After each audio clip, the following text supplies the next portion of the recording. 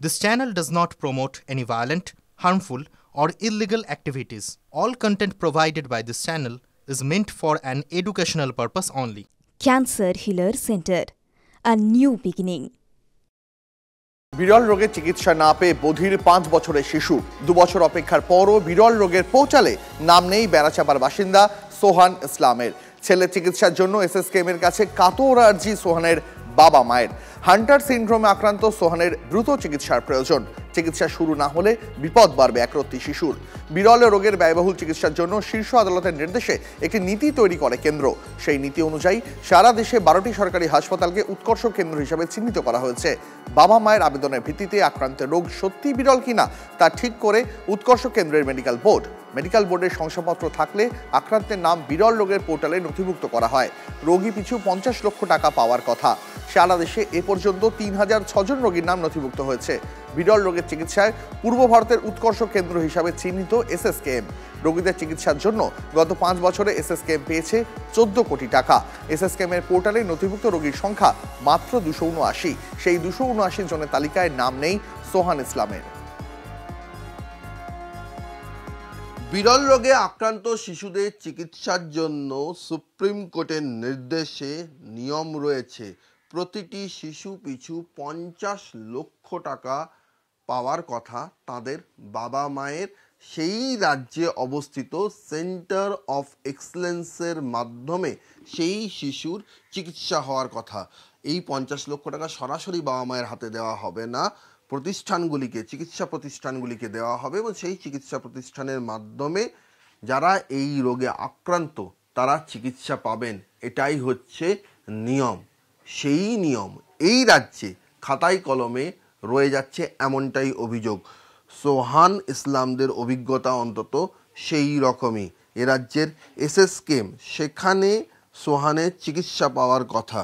সেই চিকিৎসা কি সোহান পাচ্ছে? সোহানের মা আমাদের সঙ্গে রয়েছে। সোহান কোন রোগে আক্রান্ত, কি হয়েছে? সোহান M2S2 হান্টার সিনড্রোমে আক্রান্ত।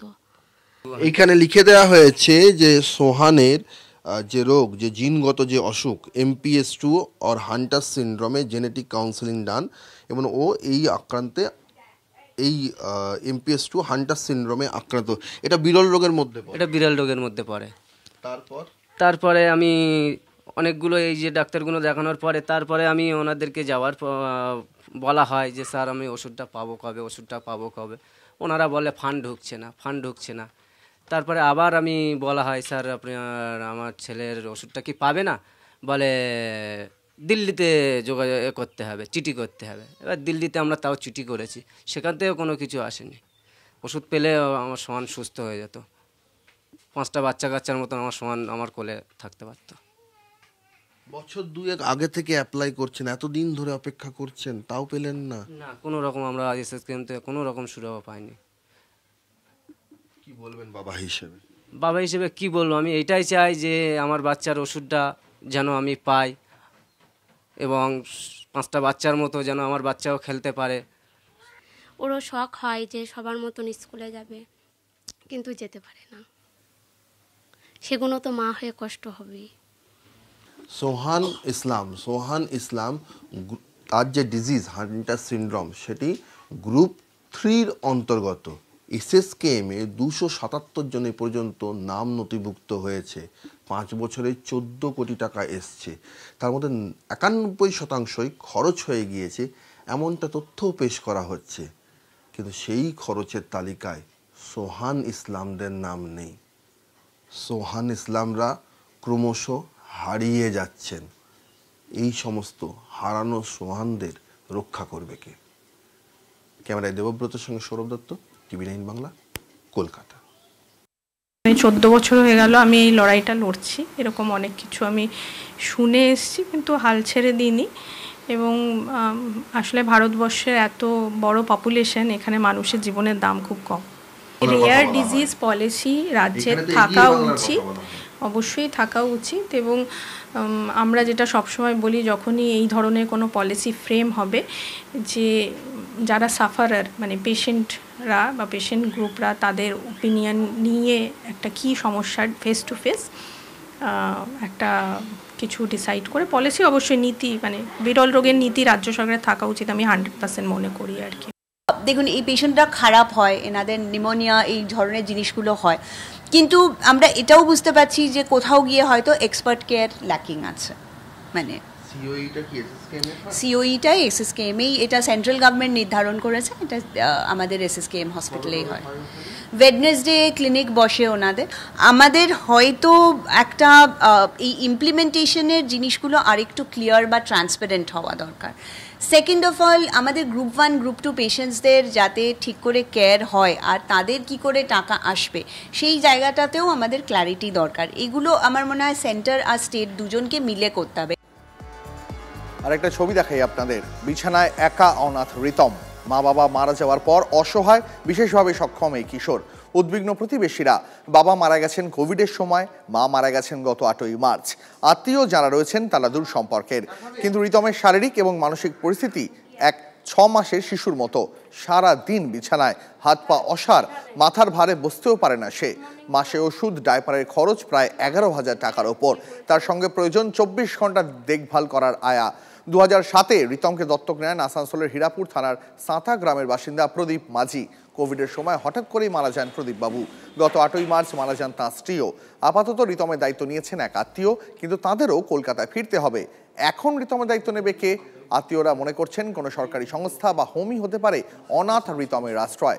রিতমকে বাঁচাতে সরকারের কাছে আবেদন করছেন পরিজনেরা। শিশু এবং সমাজ কল্যাণ দফতরের সঙ্গে যোগাযোগ করে রিতমের ব্যবস্থা করবেন আশ্বাস আসানসোলের মহকুমা শাসক বিশ্বজিৎ ভট্টাচার্যের। বিশেষভাবে শারীরিক সক্ষম রিতম মাঝি, কিন্তু এই রকম একজন শারীরিক সক্ষম প্রায় 16 বছরের এক কিশোর অসহায় অবস্থায় কার্যত পড়ে বিছানায়। কারণ এই মুহূর্তে অনাথ, বাবা মারা গেছে কোভিডে, মা মারা গেছেন কয়েকদিন আগে। এই মুহূর্তে রিতমের দায় ভার কে নেবে সেই নিয়েই আশঙ্কা বা সেই নিয়েই দুশ্চিন্তায় রয়েছেন আত্মীয়, দুঃসম্পর্কে যারা আত্মীয় পরিচিত বা পাড়া প্রতিবেশী রয়েছেন।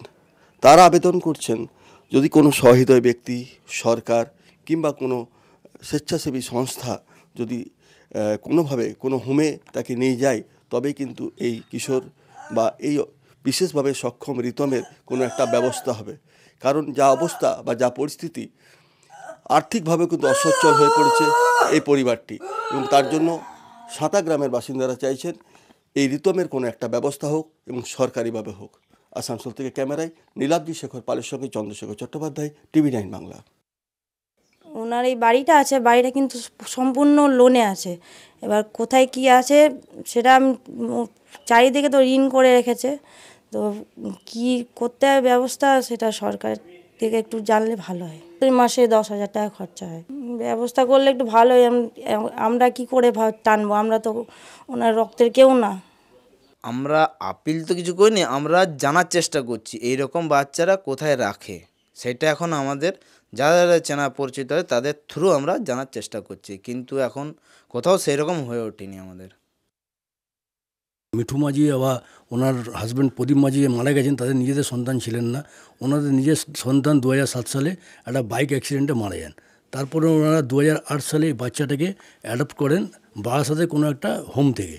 সব কিছু বিভিন্ন রকম ট্রিটমেন্টের ব্যবস্থা করেছেন, যেখানে ব্যাঙ্গালোরে নিয়ে গেছেন, যেখানে যেরকমভাবে ওনারা খোঁজ পেয়েছেন, কিন্তু কোনো রকমভাবে রিকভার হয়নি। লিগাল গার্জিয়ান কেউ নেই অ্যাকচুয়ালি। বাবা মা তো দুজনে যারা ওনাকে অ্যাডপ্ট করেছিলেন তারা তো নেই এখন দুনিয়াতে কেউ। আমার তো কোনো লিগাল আমার হেয়ার না এরা। এখন এর দায়িত্ব সরকার বা কোনো এনজিও যদি নেয় তাহলে খুব ভালো হয়। এটা আমার মানে দেওর কাকিমা যে মারা গেছে সে কাকিমা হয়, তো আমরা চাই যে ওর একটা কোনো ব্যবস্থা করে দিন, কারণ এইভাবে মানে ওকে শেষ হতে আমরা দেখতে পারি না, মানে ভীষণ কষ্ট হচ্ছে। আমি এই ছেলেটির বাড়িতে যাব এবং প্রশাসনের সাথে কথা বলে যা যা করা দরকার আমি সেটা করব। আমার বিধানসভার যখন সে ছেলে, তখন সে আমার ছেলে, তার দেখাশোনা, তার দায়িত্ব নেওয়া, সেটা আমরা প্রশাসনকে বলে সেই ব্যবস্থাটা করে নেব আমরা।